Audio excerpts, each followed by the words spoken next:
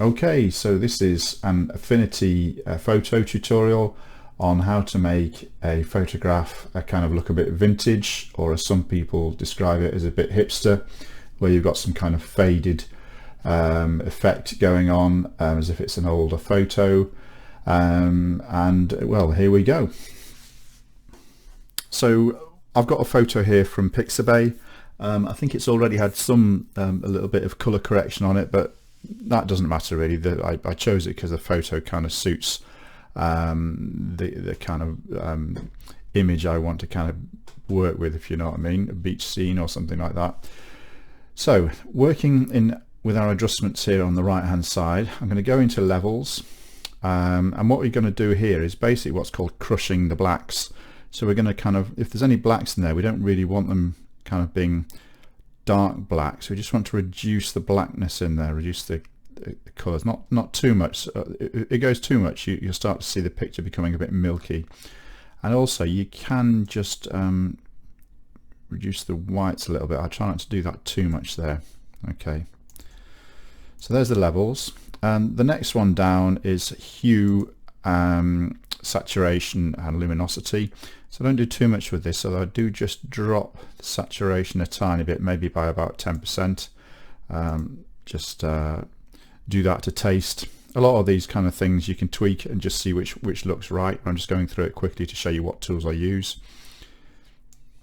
The next one is curves. I think this is the most important one here. So you got your master curves there, but basically go into your red curve first, and on this left hand side here, just drag it up a little bit there, not too red. We don't want it too red there, but as you can see, kind of just keep an eye on what the picture's doing. That's probably about right. And then I'm going to go into the blue one. Okay, I'm not going to drag it from the side here. We're going to just create a bit of a curve from this one. So if you grab this part here approximately and just drag it away from the baseline, perhaps there. Now you can leave it at that, but I prefer to add a second curve a little bit further up, just to drag it back in, so we've got a very slight S going on there, like so. Okay, that's that. Just close the curves one down. The next one I like to work with is a color balance. So click on color balance, there we go. I just like to make it, give it a bit more magenta bias. Let's not that goes too far. So again, to taste, if you like. Just depends. A lot of these depend on the picture you're working with. I'm going to go with about minus 14% on there, maybe a bit too much, maybe about 12%. Okay.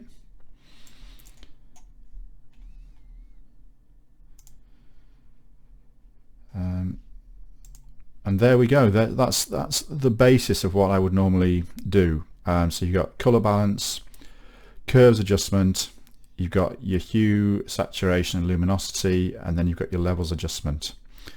This is quite a good way to make a comparison. If I just come here and add a group layer, there we go. It's already made that one into a group, and I just drag the other ones in like so. So they're all part of that group. I can now just turn that group on and off, just to compare it, kind of a before and after.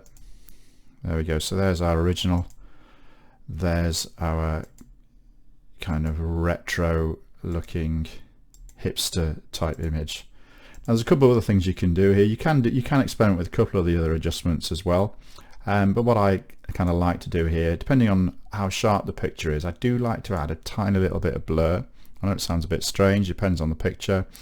If I go into filters here, blur, Gaussian blur, and again it's only a really small amount. Just drop that off there, almost as small as I can go, I think. Yeah, so 0.1 of a pixel. Apply. Oh, I think there might have been one other thing I should have done there before, actually.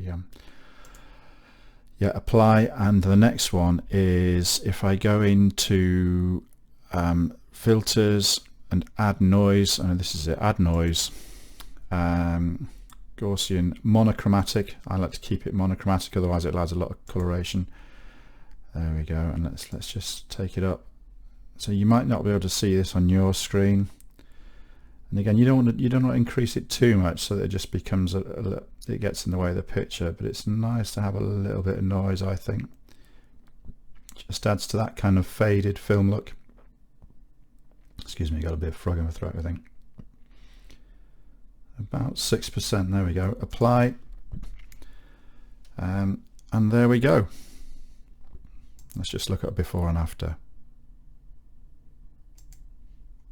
I'm happy with that. You can, if you want to, you can do things like add a bit of kind of fading edges, you know, that kind of thing, but I'm not going to bother with that. Anyway, hope that's all right. Give it a go.